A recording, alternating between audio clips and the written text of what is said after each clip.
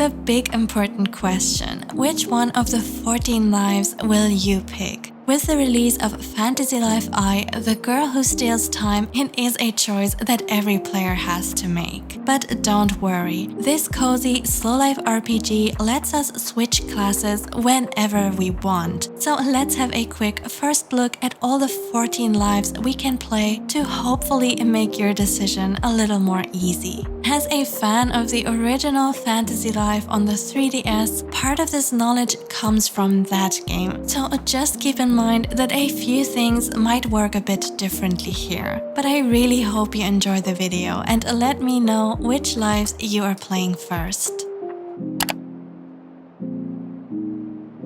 All 14 lives are split into 3 core categories: combat lives, gathering lives, and crafting lives. And as the names imply, each group centers around a different kind of activity: fighting enemies and exploring dungeons in the combat lives, collecting the resources needed as one of the gathering lives, to then use these materials for the crafting lives. With crafting, we then produce supplies, armor, or decoration that will enhance our lifestyle, be it in battle or just to accessorize. As you can see, it is all a chain of processes that we do step by step in our daily fantasy routine. And the game really encourages combining lives from each category, and we will talk more about combining later.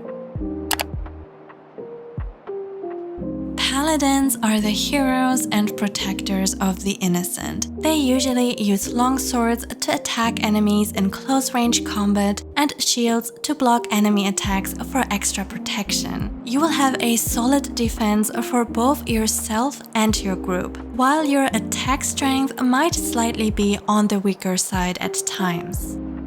Mercenaries are rebels and lone wolves who fight for their own glory. They use great swords to deal a lot of damage to enemies in close combat, but usually with a slower attack speed. It is a slight trade-off. Since the greatsword is a two-handed weapon, you won't have a shield for defense, so it is all about offense and timing. Magicians solve all their problems with magic. They use wands to dominate over their enemies from a distance, and they can also heal their friends. They are versatile and smart as they need to keep their opponent's elemental weaknesses in mind while making sure they also stay unharmed, as their attacks are powerful, but they also have a weaker defense due to their light armor.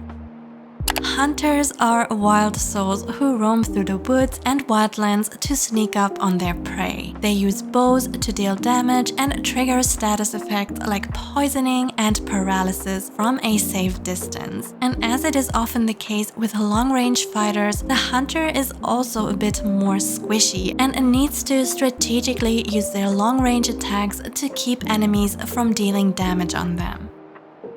The angler, always with their trusty rod at hand and on the lookout for the next fishing spot. Their life is all about finding the biggest catch by mastering the art of fishing. The angler uses different fishing rods and skills to bait and pull the fish at the right time, which can then be used for cooking. The miner always finds their way underground, surrounded by stones and gems. They are using their pickaxe to mine ores, minerals, and other items from rocks. The miner will learn to gradually execute more powerful swings to uncover even more rare materials that can be used to craft other items like jewelry or weapons.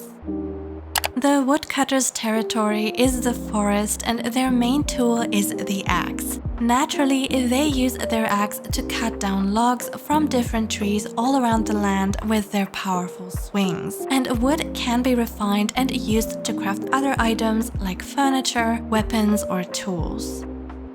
The farmer, the brand new life in which we are in charge of tilling the fields with a hoe. As we take care of our lands, we will be rewarded with a rich harvest of crops, such as carrots, onions, and potatoes, which will likely make great ingredients for cooking recipes.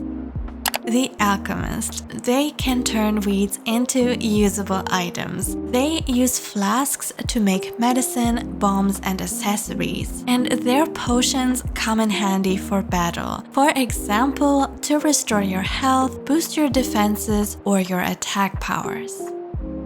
The Cook. They are in charge of cooking a variety of delicious food using fresh ingredients. As they rank up their seasoning skills and add special ingredients, they get to create even higher quality dishes, which can be sold or consumed by the player for temporary stat boosts. The Tailor is the fashion icon who creates extravagant designs and elegant stitchwork. They can make clothes, accessories, and furniture by using a variety of different fabrics. Fashion is not just for show though, as the Tailor can also craft light armor, which is useful for battle. The Carpenter, a practical craftsman profession. They use their saw to make crafts out of wood. Their creations can include weapons and tools, but also interior decor like chairs, tables, and entire homes. Apparently, they can build just about anything. The Blacksmith, an indispensable life that other classes are nothing without, because they use their hammer to make weapons, armor, and tools out of ore and materials that are needed for other lives, such as the hoe for the farmer or swords for mercenaries. The Artist brings color to our world with their sense for beauty and aesthetics. It is a brand new class that can create a variety of artworks, such as paintings and sculptures, but also interior design. This is especially neat for when you would want to decorate your home and make it feel cute and cozy. Based on your character stats, there might be combinations of lives that have a more effective synergy than others. For example, in the old fantasy life game, the Magician would go well with the Alchemist because they both rely on the intelligence stat. Or the Woodcutter would go well with the Carpenter because they both use the strength and vitality stat.